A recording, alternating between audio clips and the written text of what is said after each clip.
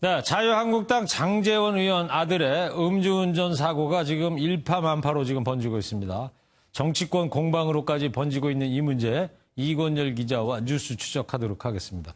이권열 기자, 네. 어제 음주 사고가 말이죠. 네네. 새벽에 있었어요. 어제 저희도 보도는 해드렸는데. 네, 그렇습니다. 어제 새벽 2시에서 3시 사이에 서울 마포구에서 장제원 의원의 아들 장용준 씨가 음주 상태로 차를 몰다가 오토바이와 충돌했습니다. 예. 장 씨는 별다른 상처를 입지 않았고 상대방도 가벼운 상처를 입은 걸로 전해집니다.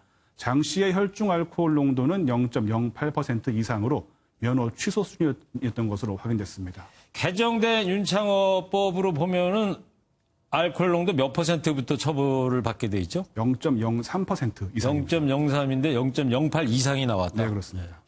그러니까 어제는 여기까지 이제 나왔던 건데 오늘 이 문제가 다시 불거지게 된 이유가 피해자한테 금품을 주려 했다. 또 운전자를 바꿔치기 하려고 했다. 그래서 막 네네. 실검에도 계속 하루 종일 떠 있었는데 이 얘기 좀 해주세요.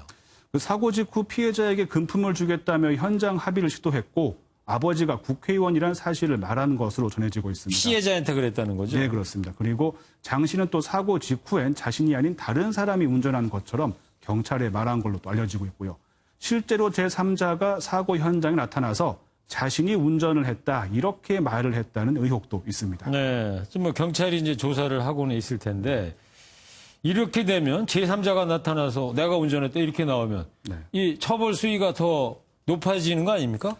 그 음주운전을 했고 가벼운 사고를 냈다면은 원래는 벌금형에 처해질 가능성이 큰데 네. 의혹이 사실이라면 처벌 수위가 높아질 수 있습니다. 네. 일단 피해자에게 금품을 주며 합의를 하려 했다는 것은 처벌하기가 어렵다는 의견이 많은데요. 네. 하지만 다른 사람이 운전을 했다는 말로 경찰 수사에 실제로 혼선이 있었다면 문제가 될 수 있습니다. 예. 만약 제3자가 나타나서 내가 운전을 했다고 주장을 했다면 이 사람에게는 범인 도피 혐의를 적용할 수 있고요. 그 제3자한테 네, 그렇습니다. 범인을 도망가게 만든 혐의가 있다. 네, 그렇습니다. 그리고 제3자에게 음주운전을 네가 한 걸로 해달라 이렇게 청탁을 했다면 범인 도피 교사 혐의가 적용될 수 있습니다. 네. 범인 도피 교사 혐의는 3년 이하의 징역 또는 500만 원 이하의 벌금에 처해질 수 있습니다.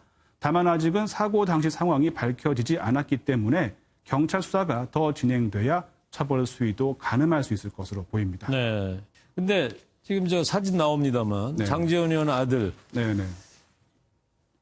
연예인이지 않습니까? 래퍼? 네. 예. 그 노엘이라는 예명으로 활동하고 있는 가수인데요. 올해 그 수입차를 직접 샀다고 자랑하는 듯한 글을 SNS에 영상으로 올리기도 했습니다. 예. 한번 직접 보시죠.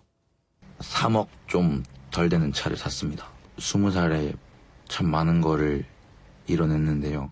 노엘 예명이죠? 예, 그렇습니다. 하루 종일 실검에 올라 있더라고요. 네네.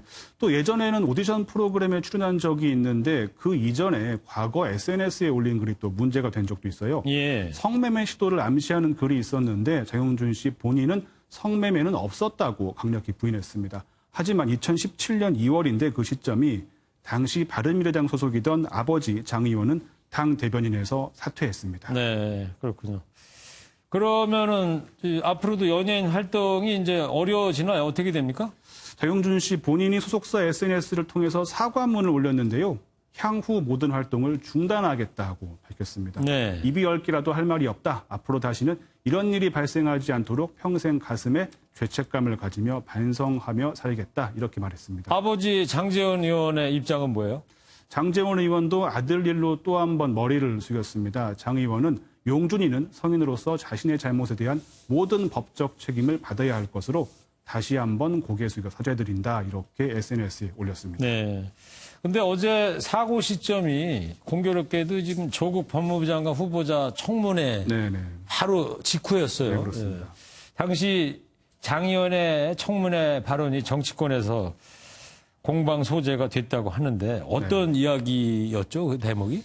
그 조국 후보자 가족이 운영했던 사학재단이 청문회에서 공방 대상이 됐는데 야당이 계속 공격을 하니까 민주당 김종민 의원이 이런 말을 했습니다. 직접 보시죠.